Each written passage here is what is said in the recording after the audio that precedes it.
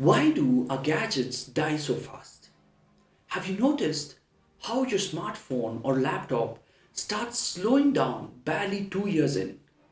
It's not your imagination, it's by design. Tech companies have a dirty little secret: planned obsolescence. This means devices are deliberately engineered to fail or feel outdated sooner, nudging you to buy the next model. In this video, we'll see the stories behind why batteries are glued in place and why companies use proprietary screws you can't open with a normal screwdriver. We'll decode hidden end of service counters, software timers that can make a printer stop working even when nothing is broken. We'll expose quiet software slowdowns that make good phones feel old. Not just that, we'll see exactly how manufacturers pull this off and how the right to repair movement is fighting back. Your time is valuable, so let's jump right into it.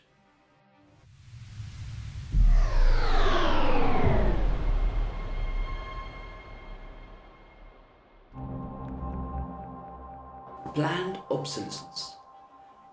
Planned obsolescence has been around for decades. A famous early example comes from light bulbs. By 1924, top light bulb makers formed the Phoebus cartel and agreed to shorten lifespan of the bulbs from 2,500 hours to just 1,000 hours, all to sell more bulbs. They literally made bulbs worse on purpose. I'm sure you've heard the phrase, they don't make them like they used to. It's true, older products often lasted longer while newer ones are built to break sooner. Modern tech companies use more subtle and sneaky tactics today. Hard to fix designs. Older phones had a removable back cover. If the battery got weak, you popped it out and clicked in a new one. Now, most phones have glued batteries and special screws. You need heat and special tools just to open them. And a mistake can break the screen or the cables. Software sabotage. Sometimes the software is the culprit. For instance, Apple was caught slowing down older iPhones via software updates, supposedly to protect aging batteries, but without telling the customers. They paid a 130 million settlement to dozens of states for this so-called Batterygate. Many of us noticed our phones getting slower after an update. It turns out that was an intended feature and not our imagination or even a bug in the software. One study found 89% of electronics brands fail to disclose how long they will support a product, leaving consumers blinded when gadgets suddenly lose functionality or security. Fear of missing out and annual upgrades. Tech marketing also feeds on our fear of missing out. Companies bombard us with yearly new models boasting extra camera lenses or flashy features to make your current device feel obsolete. The result? People ditch devices that are only a year or two old. The secret kill switch. Believe it or not, some products even have built-in death switches. Take printers as an example. In 2022, Epson printer owners discovered their devices simply stopped working out of the blue, displaying a cryptic end of service life error. The printer wasn't actually broken, no parts were damaged, an internal counter had tripped. Epson does include a reset utility, but it only works once, after which the printer stops working unless taken for a costly service. These kinds of hidden booby traps are a textbook case of planned obsolescence. The hardware is completely fine. It's programmed to die early. Companies claim it's for safety to avoid ink leaks in this case, but they conveniently don't tell customers about the ticking time bomb upfront. Why this hurts you and the planet. All these tactics have real costs. First, it's draining your wallet. Constantly upgrading devices or paying for manufacturer repairs means we spend more. Globally, we produce approximately 62 million tons of e-waste in 1 year. Only 22.3% is collected and recycled, and it could drop to 20% by 2030. Those discarded phones, laptops, and gadgets pile up in landfills or are shipped to developing countries, leaking toxic materials. Meanwhile, fresh raw materials, rare metals, plastics, etc., have to be mined to make your next device. It's an unsustainable cycle. AirPods hidden cost.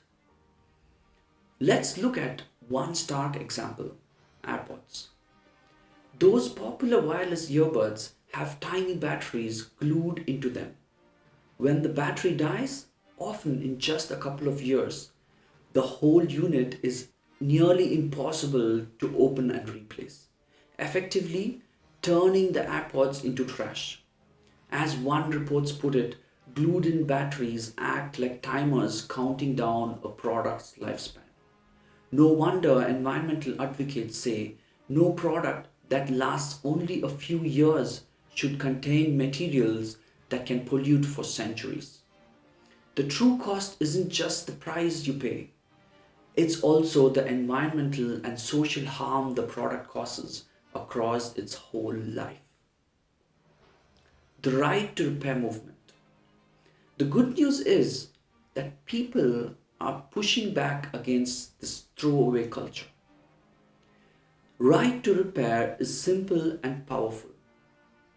If you own it, you should be able to fix it, or choose who does.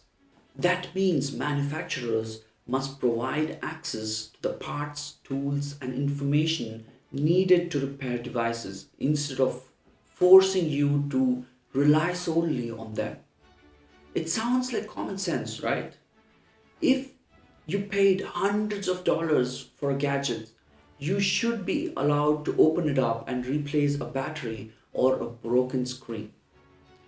For years, companies hid repairs behind glue and software locks, waving safety and security as excuses.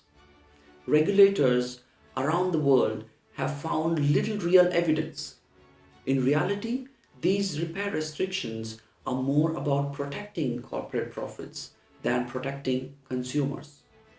Ask farmers locked out of their own John Deere tractors, some forced to hack machines just to harvest on time.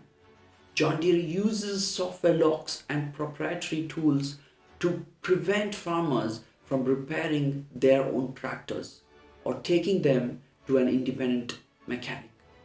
It got so bad that some farmers resorted to hacking their $800,000 tractors with jailbroken firmware at the risk of violating copyright law just to get timely repair in the middle of harvest season.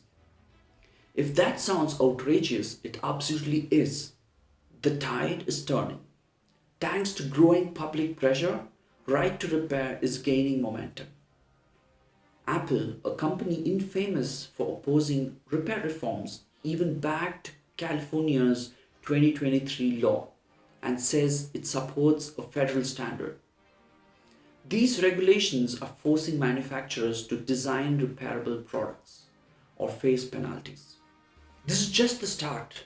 New rules could require clear update lifespan labels, give you legal rights to fix device software, and, like in the EU, mandate easy battery swaps and guaranteed parts for years.